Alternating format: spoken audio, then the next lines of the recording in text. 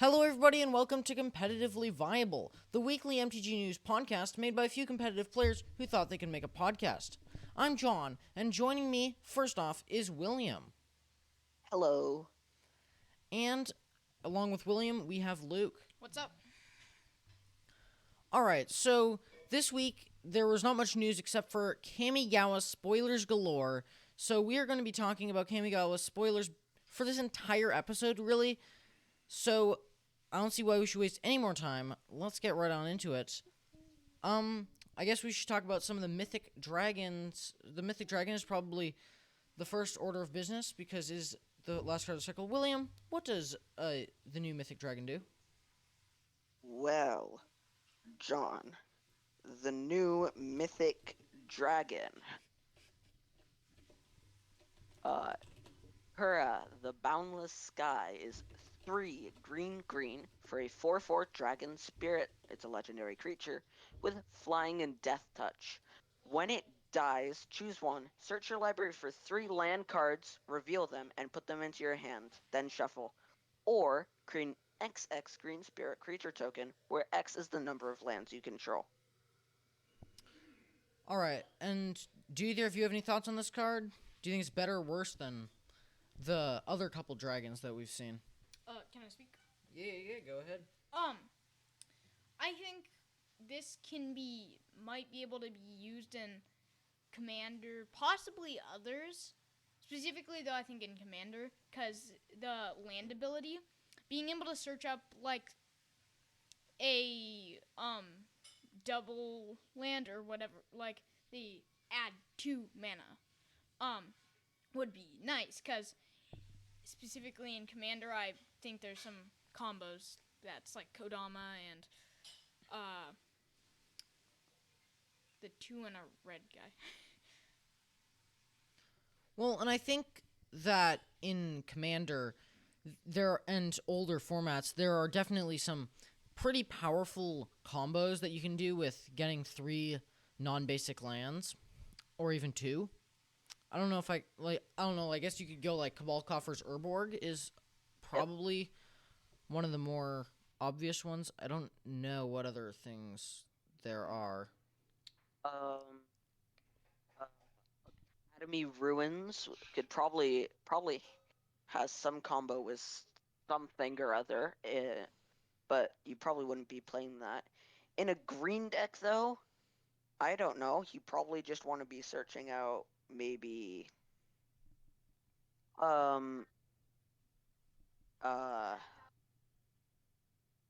I guess conditionally, if they have some kind of artifact or enchantment you could blow up, you could get Besiege You, the new one. And if they're playing control, you could get old Besiege You. But Yep. I think if you're Utility playing this card, lands you're are the probably main going to be function. looking to play some more conditional lands, stuff like both Besiege Yous, the other channel lands that we'll get to later. But I think this is probably good if you have kind of like a toolboxy lands deck. Yep. Or if you just are in some kind of really solid ramp deck that can take advantage of making a massive creature when it dies. Though I will say that a 5-mana 4/4 Flying Death Touch is not the best rate. I would like to point out that the other ability, create an XX Spirit, is pretty good on rate. A 5-mana 4/4 may not be amazing, but a 5-mana 4/4 that dies into a 5/5, 6/6, 7/7 just vanilla creature is still really good. I guess my one problem with that is that if this card might not ever die, it might be you play it on turn 5 and just get killed before you can really do much with it. I'm sure you might be able to get it in a few hits in the air, but you could also get just aggroed out on the ground. I feel like, though, this card is probably, like, not going to be played in, like, formats that, like, modern, historic, standard, unless they find some great combo with it that's just gonna, like, take over the format, or it could just be some stupid thing that, like, is not gonna do much. I do feel like it might be a bit too slow unless there's some kind of crazy thing you can do with it. Though, something that would come down a little earlier, and this is an amazing transition, we can go over to Hidetsugu Consumes All. Luke, what does Hidetsugu Consumes All do? Hidetsugu Consumes All is an enchantment saga that's 1 black-red for a first lore counter. Destroy each non-land permanent with mana value 1 or less. 2, exile all cards from this graveyard. And 3, exile the saga, then return it to the battlefield transformed under your control as a Vessel of the All-Consuming. It's an enchantment creature, Ogre Shaman, 3/3 trample, and whenever Vessel of the All-Consuming deals damage, put a +1/+1 counter on it.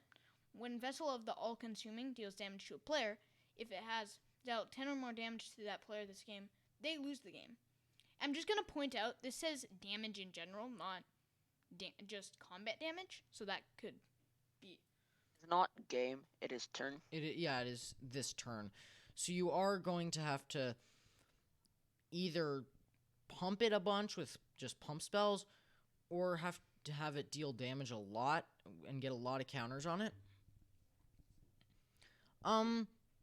I think this card is okay. The backside seems interesting, and I feel like there's probably something you can do with it. I am just not seeing what that is as of now. I think the main purpose for this card is Commander.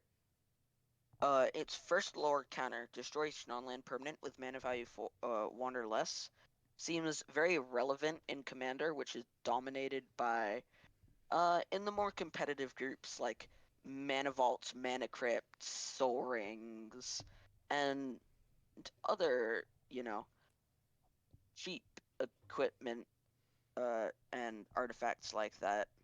I can see this as an interesting way of getting at the Lurrus decks in Modern too, because they're playing a lot of 1-drops like, Dragon's Rage Channeler, Ragavan, and being able to just destroy all of those seems pretty good, though 3 mana might be a little too long to wait to kill that Ragavan. But then again, exiling graveyards is also pretty good against the Lurrus deck. Do you think that destroying mana value 1 or less permanents is enough to stop a Lurrus deck, or do you think that's just not enough and you'll get clapped by the 2-drops? If you're a typical Lurrus deck, if you give me time to look it up. Oh, I just had a funny idea for this card. On the backside, I was thinking you could have something, I think it's Burning Rage, 4 and a red to have it. You can tap to deal damage equal to its power to target player, I think it's actually any target. Yeah. But what you could do is you could,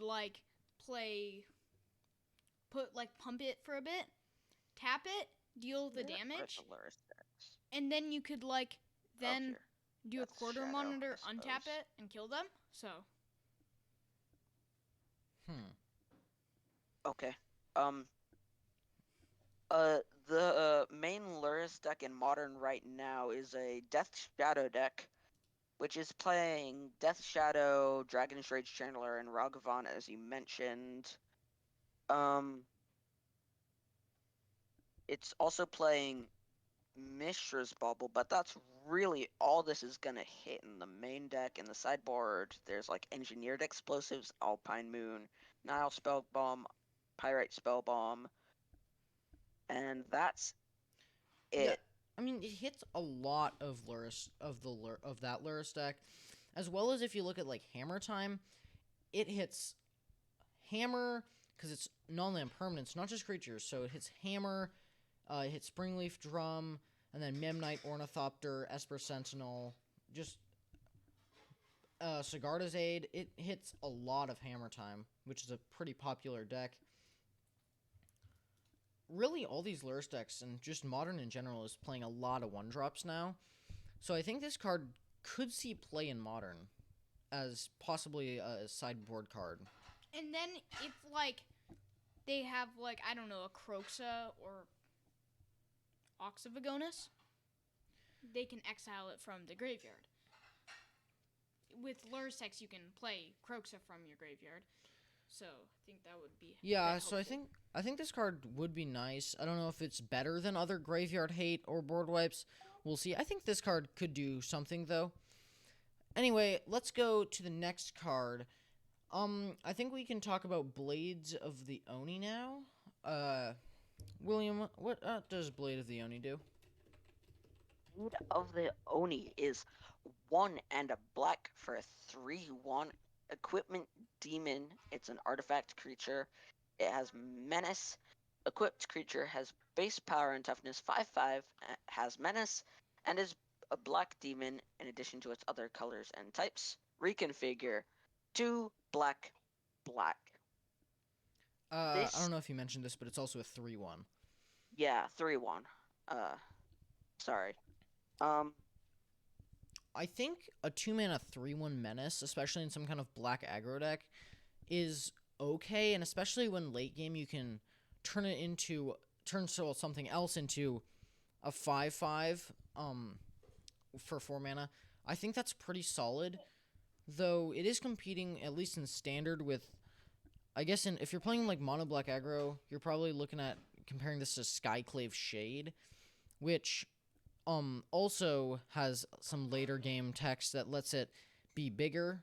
And that also comes back from the graveyard. So I'm not entirely sure why this is a mythic where it's kind of similar, if not worse, than Skyclave Shade.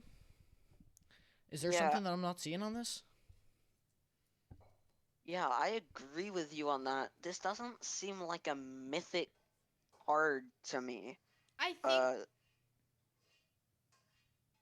Sorry, go ahead. Oh, go ahead.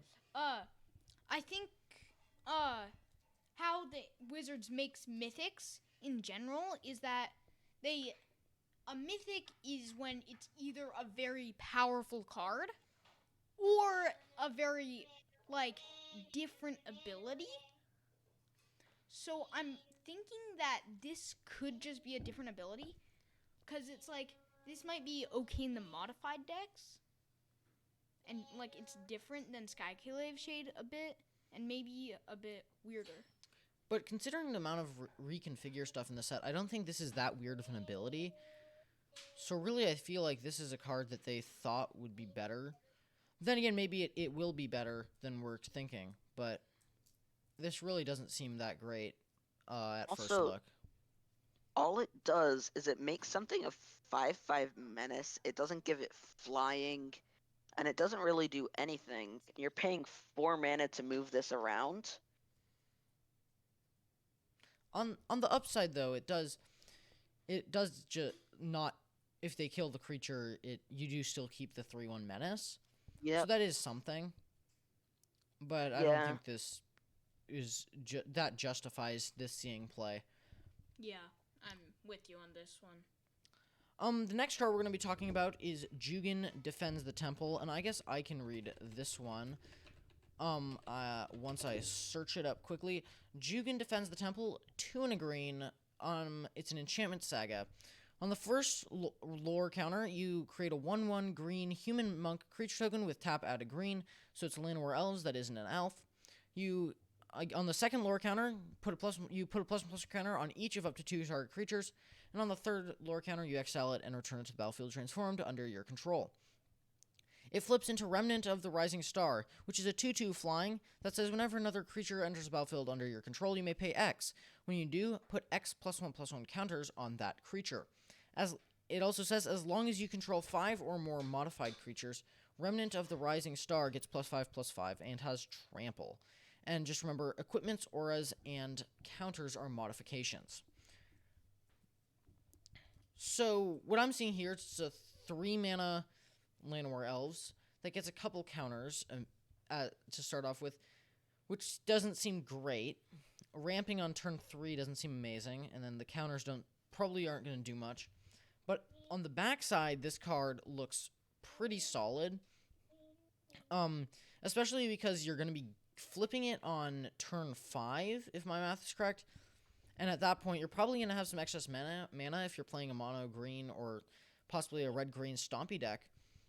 So then being able to pay more mana to get counters on your stuff, kind of like a Wildborn Preserver, is pretty good. I don't know how easy it's going to be to get to the second ability, but just a 2/2 flyer that gets counters on stuff is pretty solid. Do you guys have any thoughts on this card? Yes, actually.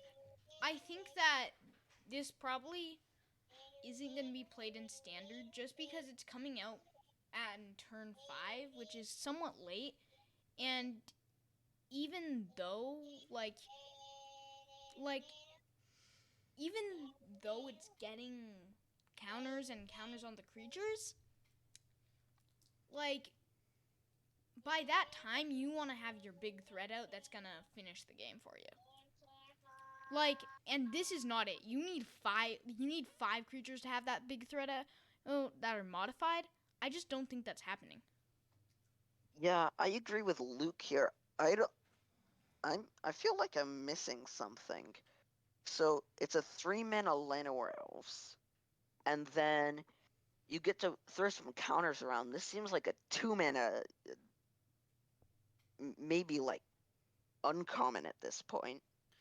And then next, you get to get a 2/2 flying, which is gonna die to like a shock. And then you can pay mana when a creature enters to put that many counters on it. This isn't a Wildborn Preserver. You're not growing this creature. This creature is still staying a 2/2. It's just your other creatures that are getting bigger. So this isn't really accumulating up to one big creature. Just a few slightly bigger creatures. And as long as you control 5 or more modified creatures, which probably isn't going to happen, it gets +5/+5 and trample. This doesn't seem good unless you're in like a modified specific deck, which I don't think we're really going to have in standard after this point. Yeah, I mean, I guess if standard is kind of... If after this set, standard shakes out to be more of a mid-rangey format, I could see this doing something, because getting you an extra mana, even though it is a little later than I would like, is nice, and then flipping into a 2/2, so then it's kind of hard to remove in that you have your dork, you put some counters on stuff, and you get this creature. Suppose mono green does incidentally put counters on stuff, but this still doesn't seem like the best to me. It doesn't seem like it's better than the other threats that we have in mono green. Yeah, that and is in that true. case, probably won't. I definitely would rather be playing Kazandu Mammoth or Old Growth Troll over this. Yeah, this... I guess you guys have convinced me. This card is not... I guess this card isn't really as good. Though, I do think this card does deserve to be mythic level, just because I think how it works it's kind of a fun card to play when something enters, and maybe you can get it to be a 7/7. That's fun. It's not like the Oni one that is just saying it's pretty much a Skyclave Shade. That was not a good card. Yeah. So, hopefully this card sees some play, and I will be right, but chances are, I think you guys are convinced this card's not going to do much. So, I guess we're going to go on to the next card, Explosive Singularity. Luke, what does Explosive Singularity do? Explosive Singularity is an 8 red for a sorcery. As an additional cost to cast the spell, you may tap any number of untapped creatures you control. This spell costs 1 less to cast for each creature tapped this way. Explosive Singularity deals 10 damage to any target. Yeah, so this card is interesting. I think most likely it's going to be played in a mono red deck because this card gives them the bit of reach in the end game that they might need if they start petering out, and if your opponent puts up some blockers that they just can't really get through. This is a way to let you use your creatures to do the last bit of damage straight to their face and hopefully close out the game. I don't know if this card's amazing, but I think it's definitely solid. I think it might This have some doesn't potential. this doesn't seem amazing even in mono red. From what I'm seeing, you're gonna have to, let's say you have like four, good aggressive creatures like you would in a mono red deck. That would be a good board position, don't you agree, John? Um, Yeah, yeah. and then maybe it's late game. You have five creatures. You have to still pay uh what, five 5 mana mana. for 10 damage. So that seems okay, but if you only have four creatures or they've killed some of your creatures, this is getting up into like the 6, 7, 8 mana range. And Yeah, and I don't at think a that point mono you're red not. deck Yeah. can. Um this Oh, might be good in like a if I don't know if goblins in standard still sees any amount of play, but if you're playing mono red goblins in standard, that deck can put out a good few creatures, so that might be a way to use this card. can I say something? Yeah, yeah. I also believe that if this does see any play, you could just quick sideboard something in to just totally like a board wipe or something, and that just gets rid of this entire card. Yeah, I do think this is probably a dead card, probably too often, as well as the fact that it's not good in the early game, so an aggro deck that wants to just play all of its cards just can't play this. Mhm. Yeah, this set seems to have a lot of kind of dud mythics. Yeah. Anyway, let's go on to the next card. Nashi Moon Sage's Scion. Not entirely sure how to pronounce that. Nashi. I don't know. This this card this card is interesting. William, what does it do? So this one I don't quite think is in the dud mythic level. It is one black black for a 3/2 rat ninja with ninjutsu for 3 and a black. When it deals combat damage to a player, exile the top card of each player's library. Until end of turn, you may play one of those cards. If you cast a spell this way, pay life equal to its mana value rather than paying its mana cost. I think anytime we see the text just play something for free using your life or whatever, I think that's a pretty good sign that the card has some potential. And I do think that this is pretty solid on that front. Being able to pay 4 mana and return something to get in for 3, and then hopefully cast one of your better cards or one of their better cards seems like a pretty good rate to me. Yeah, I see this can be seeing play in some decks. I think that this could be a competitive, I guess, a competitively viable card. I mean, looking at this card as well as like Blade of the Oni with Skyclip, Shade, do you think that mono black aggro could be a thing in standard? I mean, I guess mono black is already a thing in alchemy. So, do you think there can be a pretty good mono black deck in standard? I think it's already on the MTG Goldfish metagame page. Do you guys think that's viable? Competitively Yes. viable. I think a mono black deck could emerge. I It really depends on where we are after Kamigawa, though. If these cards don't make uh, that much of an impact, then I'm not quite sure uh, if mono black could be quite as good as you think.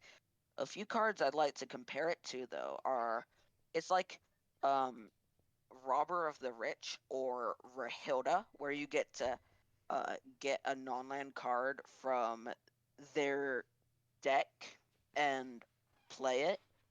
Except this is more of like a Bolus's Citadel sort of effect where you get to pay life. Both of these cards are very powerful. Another thing to And mention, though, is that this lets you see 2 cards, so the chance of whiffing and just hitting a land is much lower, which I think does help this card out quite a bit. yep, the fact that you get to play from your library is really good because that allows you to do more of what your deck wants to do. Whereas, like, if you're playing from their deck, who knows whether that card is going to be, relevant at all to your game plan?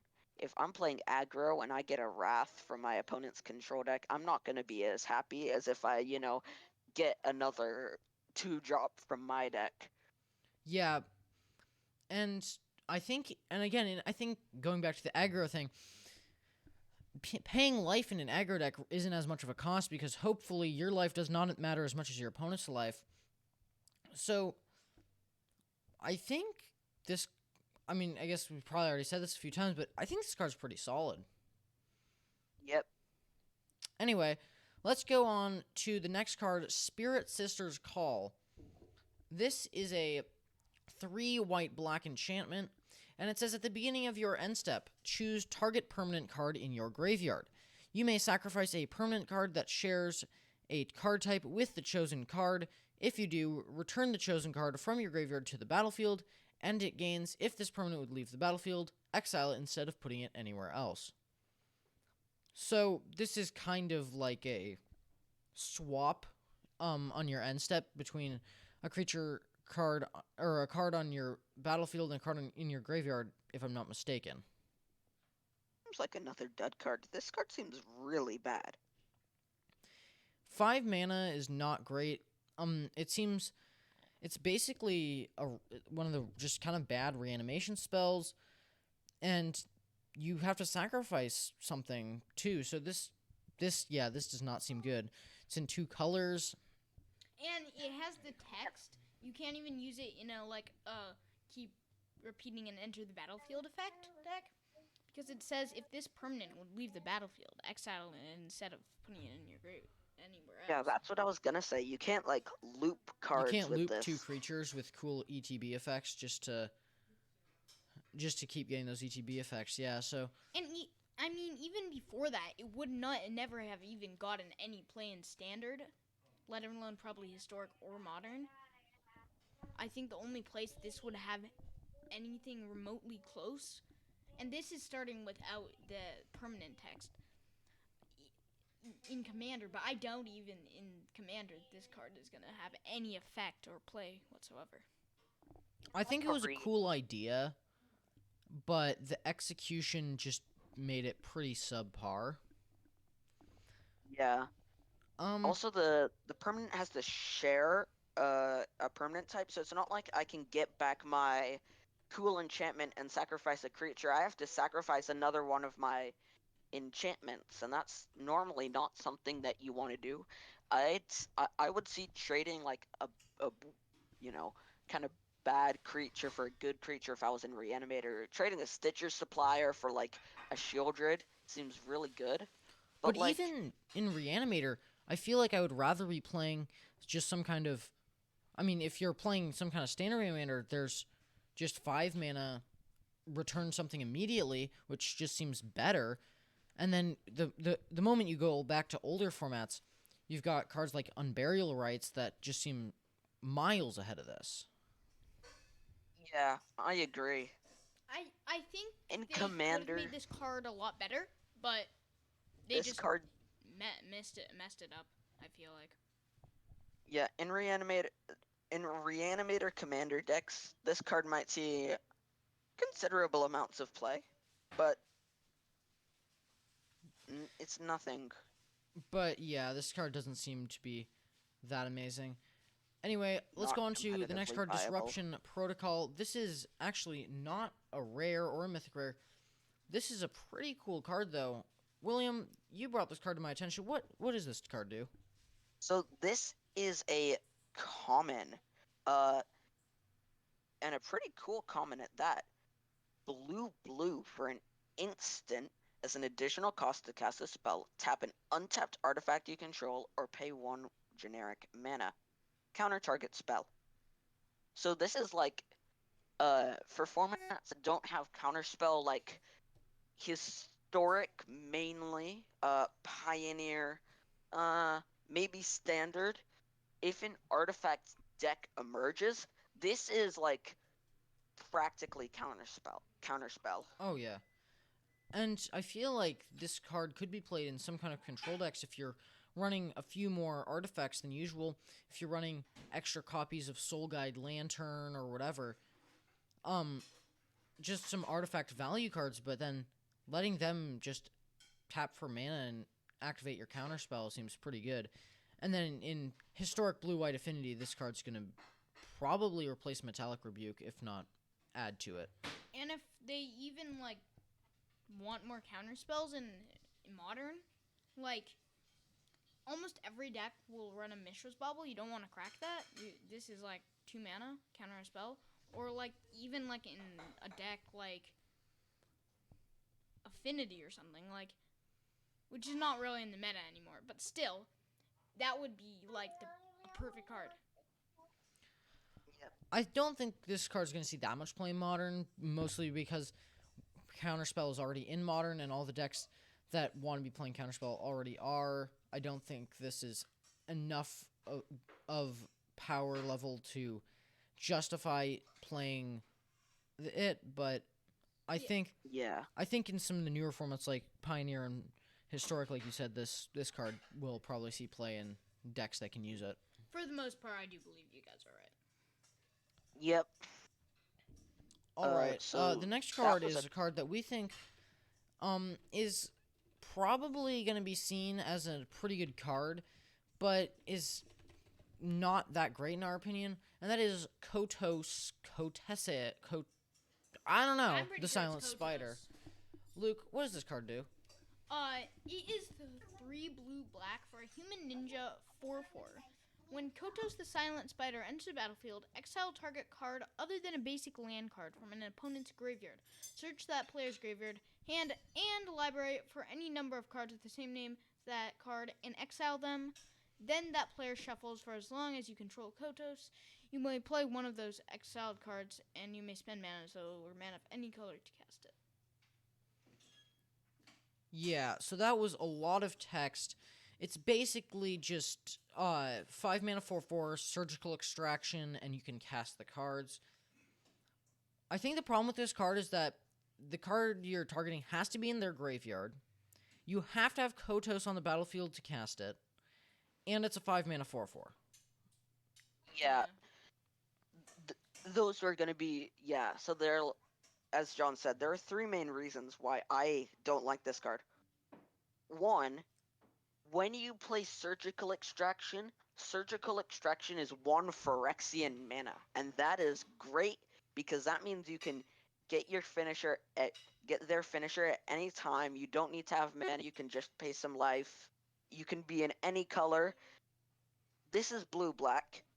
This is 5 mana, so you have to make it to turn 5, and they have to have not played the card yet, or they need to have played it need to have dealt it. Then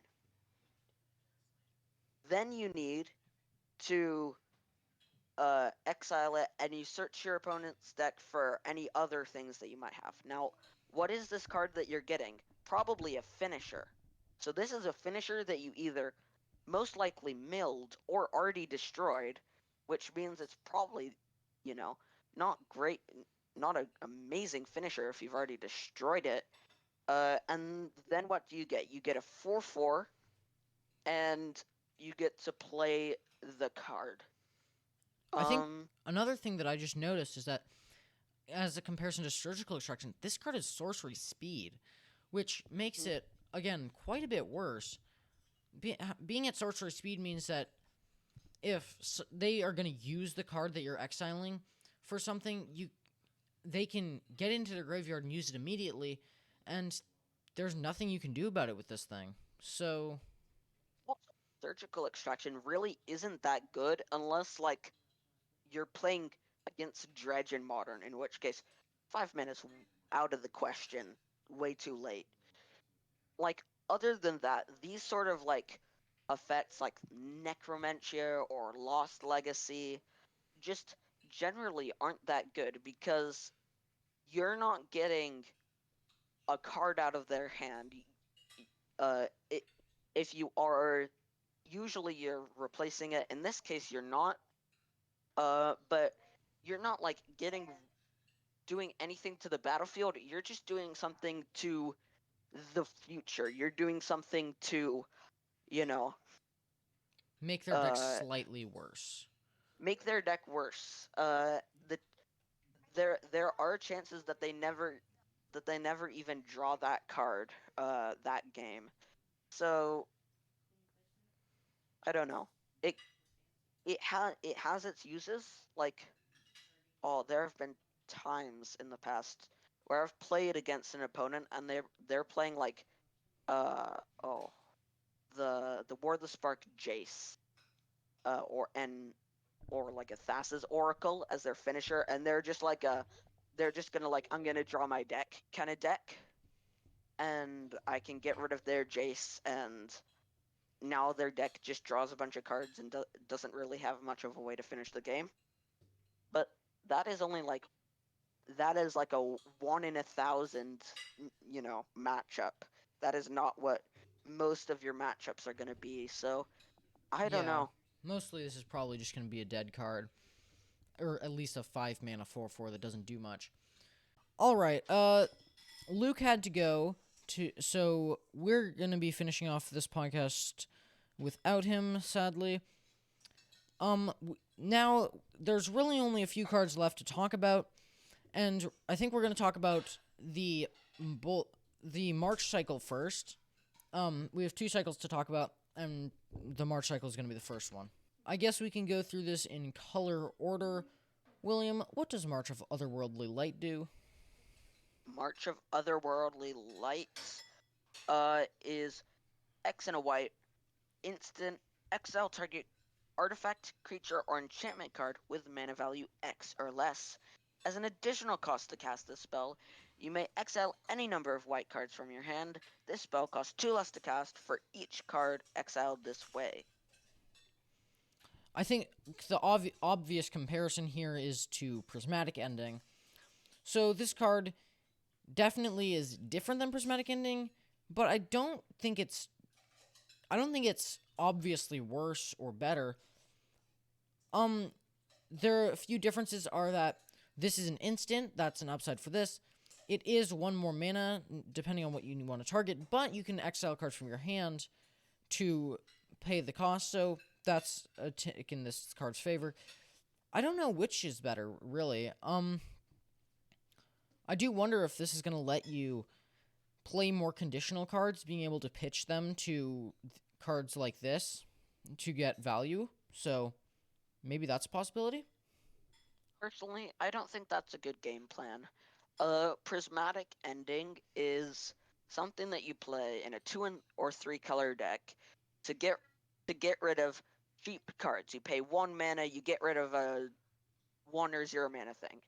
You pay 2 mana, you get rid of a 2 or less thing. This is like, well, it's 1 mana slower, 1 mana more, which isn't that great. Also, the pitching of cards is not something that you generally want to do. Force of Will. That card saves you quite a bit more mana than this does. Compared to Prismatic Ending, pitching a card, Yep. this really saves 1 mana for the first card, whereas Force of Will probably saves you, 2 mana. And also, with Force of Will, you are able to cast it for free, which makes a big difference, being able to tap out and then hold up Force of Will. Yeah, Force of Will is something that you don't just, throw around willy-nilly. You don't just throw around your Force of Will for 0 mana willy-nilly because, exiling a card from your hand matters. Like, another example is like the Evoke Elementals. You don't just, throw them out there for 0 mana unless you have some real synergies or like your opponent's gonna win the game or do something insanely powerful. This you have to pitch like multiple cards to get rid of something.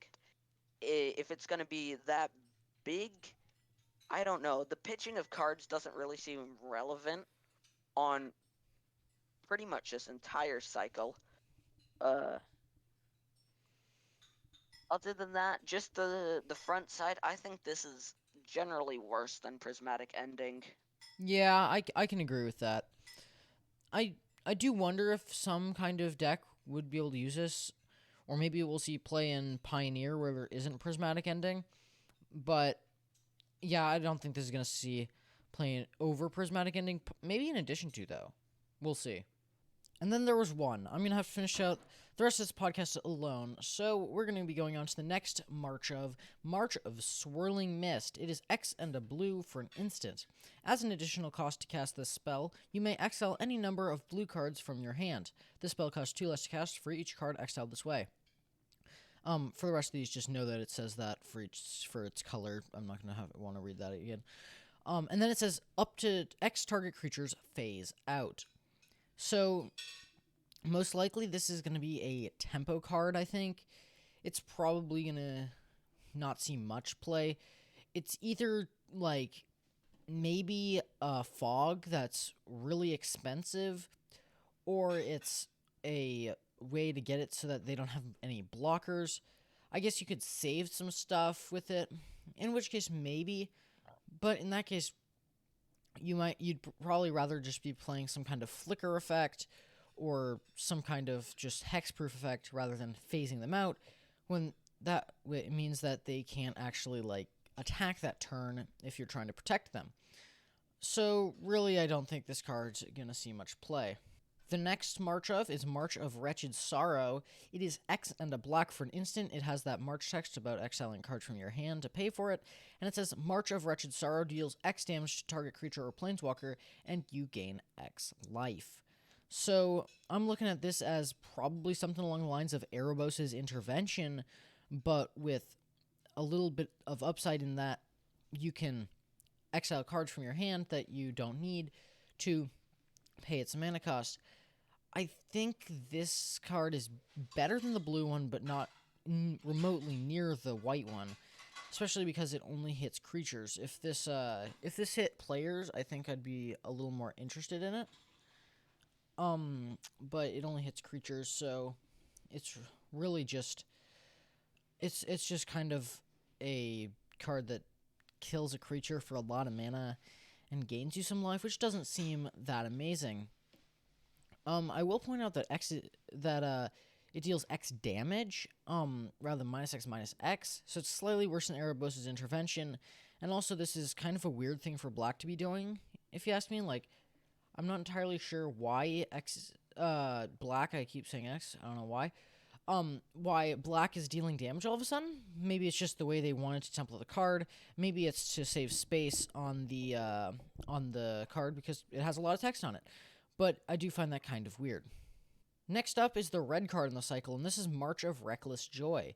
It is X and a red for an instant, just like the other marches. Let's get the March text, and it says exile the top X cards of your library. You may play up to 2 of those cards until the end of your next turn. So this is 2 mana, basically Impulse 1, which is not great. And at 3 mana, it's Reckless Impulse or Light Up the Stage. But if you are playing a deck that has red cards that you might want to pitch, then it gets a little better because you can see more cards and find the cards that you want. As far as places that this card might see play, I think I'm just going to look at the places that Reckless Impulse sees play. And that's really just two places. It's mono red prowess in modern, and then mono red like prison control. I don't think this is as good in prowess because you want to have all the cards that you can, and it's just not as good as reckless impulse. But in the prison decks, this actually might be interesting because then if you really need, say, a Chalice of the Void or an Ensnaring Bridge or whatever, this card can get you to go deeper and try to find that card easier rather than only looking at 2 cards. You could look at 4 cards, 6 cards, depending on how many cards you're willing to exile from your hand. So I think this card is pretty solid, but I don't think it's going to be replacing Reckless Impulse in every kind of deck. Maybe some, but not all. The last March of is March of Burgeoning Life. It is X and a green for an instant. It's got the March text, and it says, choose target creature with mana value less than X. Search your library for a creature card with the same name as that creature. Put it onto the battlefield tapped, then shuffle your library. So, this is, it's got to be cast for 3 mana, because if you're casting it for 2, it's not really doing anything unless you want to get out another Dryad Arbor. But, this just seems a little too overcosted. If you want to go get a 2-drop, you have to pay 4 mana, which I guess you could say is like Demonic Tutor plus the mana for the card. But I just don't think this is that great, especially because you need the card on the battlefield. And if you're searching up a creature, you probably want it because it's going to be one of the if you're searching up a creature, it's probably because you want that creature and you didn't already have it. So this really doesn't seem that great. I think a lot of these marches are falling pretty short of the white one, so I think this card could see some commander play. Possibly we could see this in some kind of like Neoform combo deck in Pioneer or something. But I don't know where else this card would see play. Alright, now that we finished the March of cycle, the last thing I'm going to talk about is the Channel Land cycle. We already talked about Besiju Who Endures in the last episode of Competitively Viable, so you can check that out. But now I'm going to look at the other 4 cards in the cycle, which I don't think are as good as Besiju, but are still pretty solid. Basically because they're just a free card. It's just replace a basic land easily. So first up is Iganjo, Seat of the Empire. It's a legendary land that taps to add white. And it has Channel. 2 and a white, discard Iganjo, Seat of the Empire. It deals 4 damage to target attacking or blocking creature. This ability costs 1 less to cast, or 1 less to activate for each legendary creature you control. So this is a Divine Arrow, which is really nice to have removal on these things, because if they have a really problematic thing that you need to get rid of, this is a way of getting rid of it, and it's just a land, right? So I think this card is going to see play in a lot of maybe white weenie decks is maybe a 2 of, or in just if there's a deck that's just running a lot of planes, cutting one of those planes for Iganjo doesn't seem like that much of a hit, and it's able to take out a 4 toughness attacker, which is a lot of cards. Next up, the blue card in the cycle is Otawara, Soaring City. This is a legendary land that taps to add blue. You can pay 3 in a blue and discard Otawara, Soaring City to return target artifact, creature, enchantment, or planeswalker to its owner's hand. This ability costs 1 less to activate for each legendary creature you control. This appears to just say bounce non-land permanents. I don't know if there's some kind of non-land permanent type I'm not thinking of. I don't know why it says artifact, creature, enchantment, or planeswalker. Hold up. Yeah, so after a quick rules check, this is just bounce a non-land permanent. I don't know why they templated this way, but it's, again, a removal spell on a land. So a lot of control decks that are just running islands probably wouldn't have a hard time slotting one of these in their deck, and being able to play a bounce spell in a pinch, give you an extra turn, is pretty solid. So really, I think the consensus on these lands is just they're good because you don't have to pay anything to put them in your deck, and you get at least some value out of it. We also already talked about Sekenzin, Crucible of Defiance. in last week's episode. So now I'm going to talk about Takanuma Abandoned Meyer. This is the black card in the cycle. It is a legendary land that taps to add black. It has Channel, 3 and a black, and discard Takanuma Abandoned Meyer. Mill 3 cards, then return a creature or planeswalker card from your graveyard to your hand. This ability costs 1 less to activate for each legendary creature you control. I don't think this is quite as good as the other ones because it's not removal. I think removal is generally better. But being able to return something for value, especially if this is like a late game top deck, you might be able to just activate this and get back some kind of card in your graveyard, maybe like your Luris, and then it also mills you. So that can also be part to your advantage, either to find a creature to bring back or just to just to fill your graveyard, because a lot of decks are interested in that.